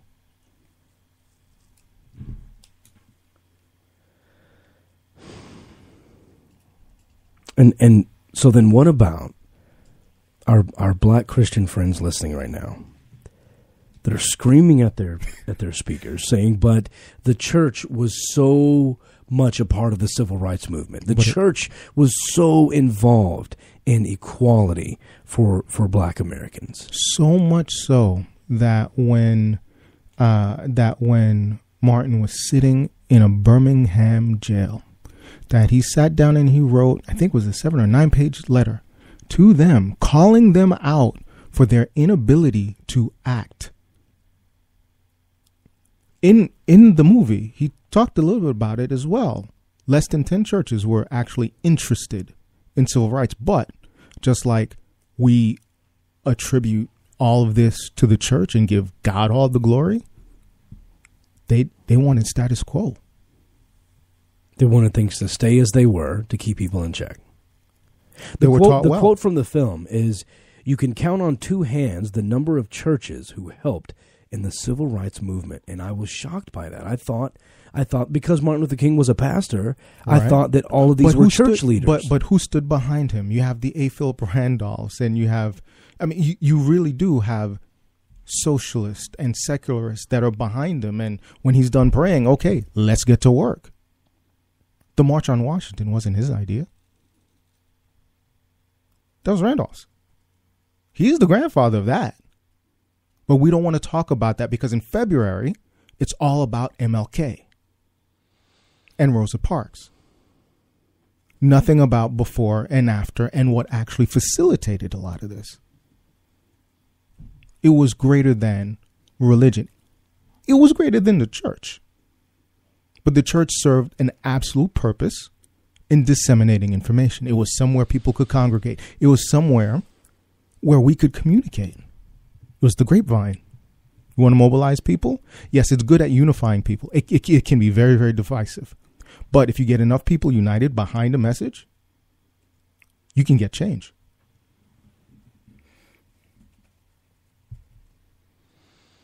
There are several correlations in the film about, of course, not just people in the black community, but all over the world. You go to the Philippines, you go anywhere. The more impoverished an area is, the more religious it is. Just period. And like you said, if blacks in America are at the bottom of the wealth list, then it makes sense. That still falls in line with everywhere else in the world. The more you do the same thing, you go to white trailer parks and white low income areas, you're going to have the same thing. You're going to have very high religiosity, and it tends to be very low education because they don't have the money to get the education. So it seems right in line. Do you think that's a part of continuing this trend of the religiosity in the black community? If blacks started to climb out of that hole and started to see income equality as well, do you think the religiosity of the black community would start to fade? I do. I personally do. I mean, you still have those very, very wealthy who happen to be religious, but you see that everywhere, right? I mean, you've got Oprah, you've got JC, who still considers himself, kind of sort of religious. You still have that. And of course, in sports and entertainment, we see that everywhere. But if you got something outside of that or started looking at other industries, do I think that religiosity would go away or begin to diminish? Yeah, I do. Because you don't need it. You don't need it. Is that a sign then to the black Christians listening going, oh, so you want me to trade my God for material things? No thanks. I'd rather stay broke and have my faith, because it is easier for,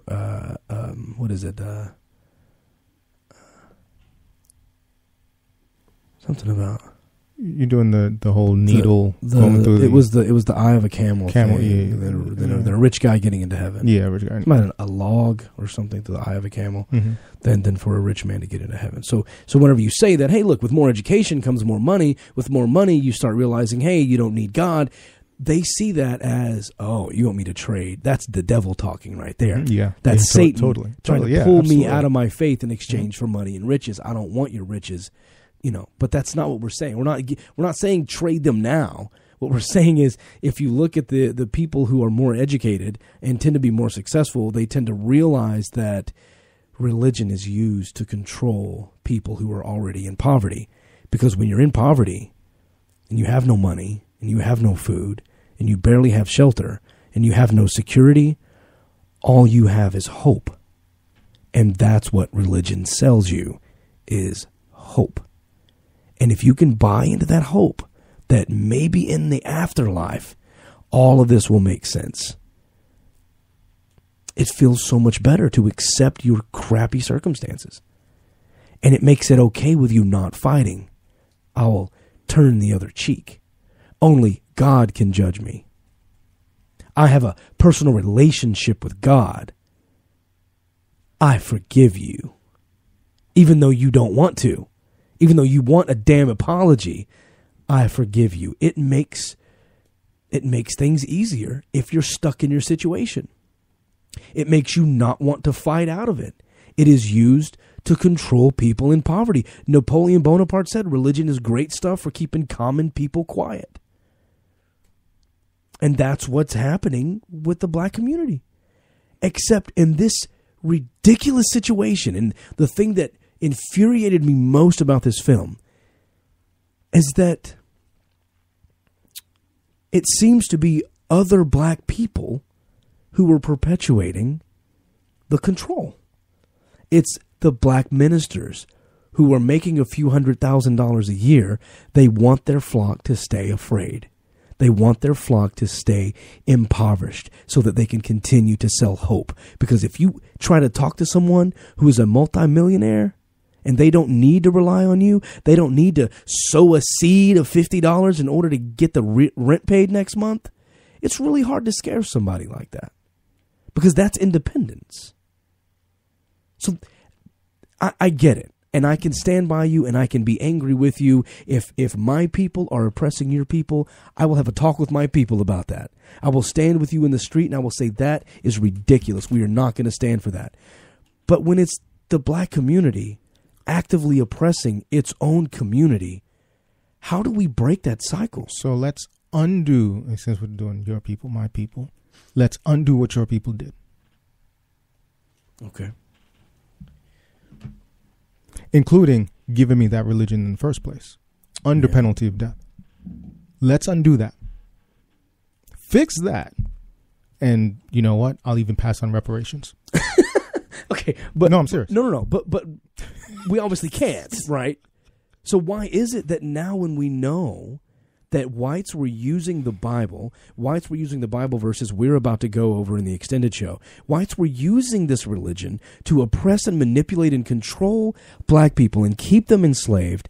Now that we know that's the case, why are black ministers continuing to do the same thing to their own people? They learned the lesson well. Do you think they realize what they're doing? Some of them do, and I know this based on some of the conversations that I've had. Some of them do realize that it's a business, not necessarily that they're oppressing, because they feel as if they are hope dealers. If you have someone, and this is what they always go to, if you have someone who is who just deals with misery, right? What's wrong with selling them a little bit of hope?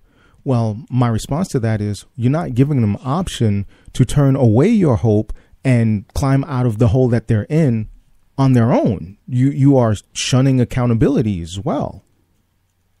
Jeremiah's quote, one of the most powerful quotes in the film, I think. And again, we can't share the whole film because mean, the whole thing is powerful, but one of his most powerful quotes was, he talked about the Bible, and he said, "What was once a tool to cope with suffering is now a crutch."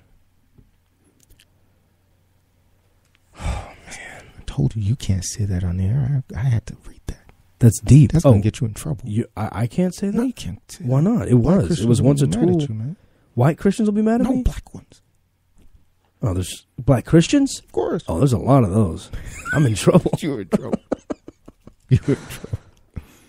And then he starts playing these clips of black pastors who were saying, self-sufficiency will never work. Yeah. You must rely on the Lord. And yeah. then these thousands of black people in the crowd cheering as though to say, I'm helpless. Submission. I am powerless. I have to give all the power to you, and you are my conduit to God. Here's $20. Yeah. And it's infuriating. It's spiritual welfare. That's what it is. It really is. So I wonder, right? So and this is a question to my truly conservative friends who black or white, who are always complaining about the social safety net, right? We got to get the blacks off of, the government teat, right? Yeah. What if we got rid of religion altogether in the black community? Would that help or impact that as well? See, you can't answer that because you're not a conservative. Yeah. So you don't make that argument. Totally went blank. I can't even see how that I'll get the emails. would be. I'll let you know. I'll let you know. That is Alex at dogmadebate.com with an I. Alex with an I. And you have to do it with your pinky, too, by the way. Really? The last quote I want to share is from Dan Barker, of all folks, who happened to be in the film, who provided a lot of music for the film as well. Yeah. And he's just such a good guy. He's a great friend of the show. He talks about the clasp of hands in prayer. Do that. I want everyone to put your hands in a praying motion. It's the wrists being shackled. He talks about the motion of a prayer involves getting on your knees, a head bowed, and your wrists clasped together. That this is a very submissive slave type pose of please don't hit me, please don't smite me, please give me something, I need something from you, someone who's greater than me. And then they will clip right to a black person in church on their knees, bowing their head, hands clasped together. Almost, and it's heartbreaking. There was one that was almost underneath the pew. He was trying to bend down so much. Yeah. I don't understand how anyone can, how a people can come out of something like that, turn around and look at their past and go, yeah, I'm good with continuing to go through these motions. I'm good with continuing to be submissive and to serve. You hear them talk about that all the time. Serving God, serving our Lord, our Master. It's heartbreaking. It's sad enough knowing that I'm a part of a race of individuals who did this to black people unwillingly. But to be in 2016 and to watch blacks do it to themselves is infuriating. Hold on a second. What are you doing to undo it? Now I know what you're doing. Yeah, I know what you're doing. But and Dogma Debate. Yeah, I know. Hi, me. You're here. But other people. Yeah. What are they doing? What do you want them to do? I didn't cause the problem. They figure it out. No. What do you want them to do? What do I want them to do? What do you want the average white guy, white girl out there? What do you want? Man, I already took reparations off the table, didn't I? You did. Damn it. 40 acres and a Bible. No. 40 acres and a Bible? Alex at dogmadebate.com. That's where it's going. No, look, we're skipping through notes because we've got so many other things I'd like to get to. The percentages, all the quotes, and oh my gosh, the movie, I cannot recommend it enough. Here's what I want you to do. If you have someone in your family who is African American and identifies as Christian, please approach it like this. Say something along the lines of I watched this movie and I would love to know your thoughts. It's really giving me a hard time. or even if they don't know you're an atheist, just say, look, this really bothered me. I would love to know your take on it. Can you watch this with me? And sit them down and watch Contradiction by Jeremiah Kamara. Please. It's going to change the way, it's going to change your relationship with that individual for sure. Since you're on that, can you talk into the microphone? I realize it's been 4 years, but if you could just, no, you're not. Yes, I am. Do you know which part of the microphone works? It's this part right there. There we go. Live training on air, folks. That's what we do.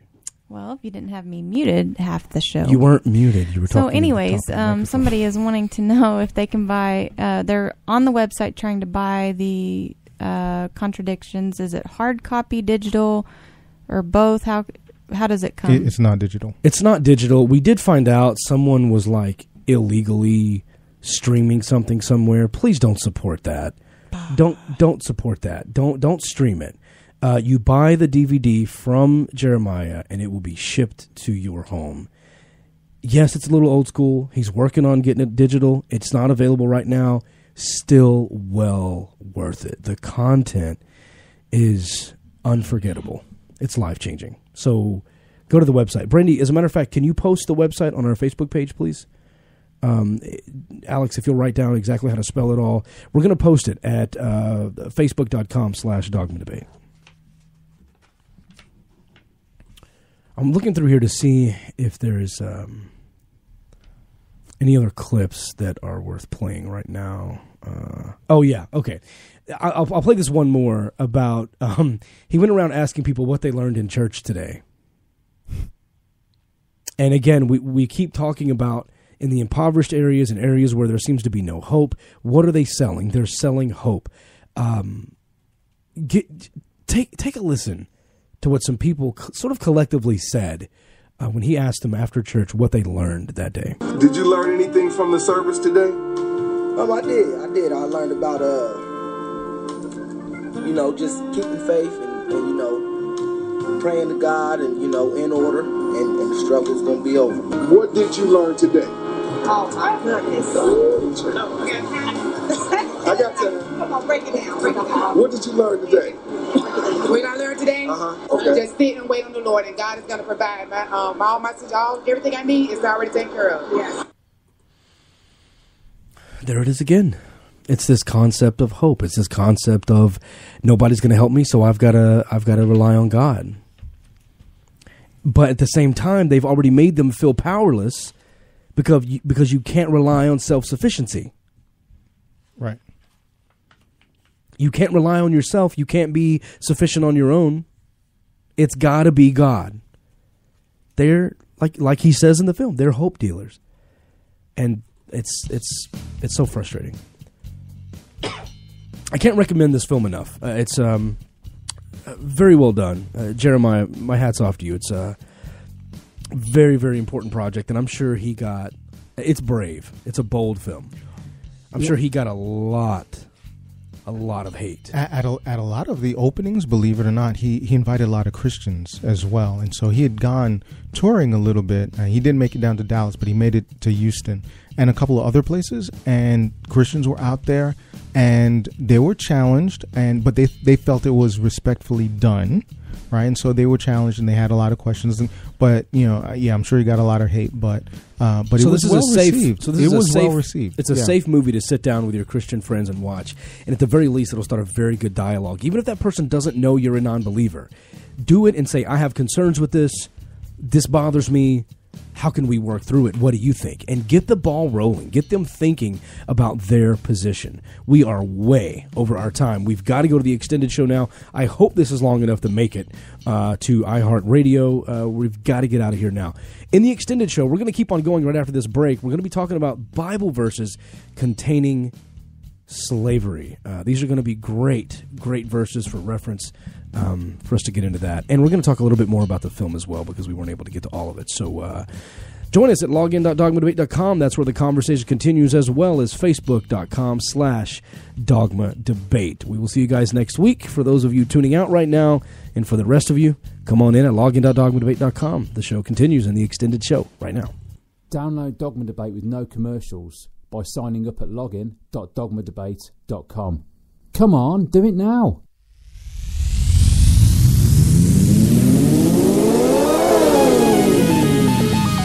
Here's an excerpt from Baptized Atheists by David Smalley.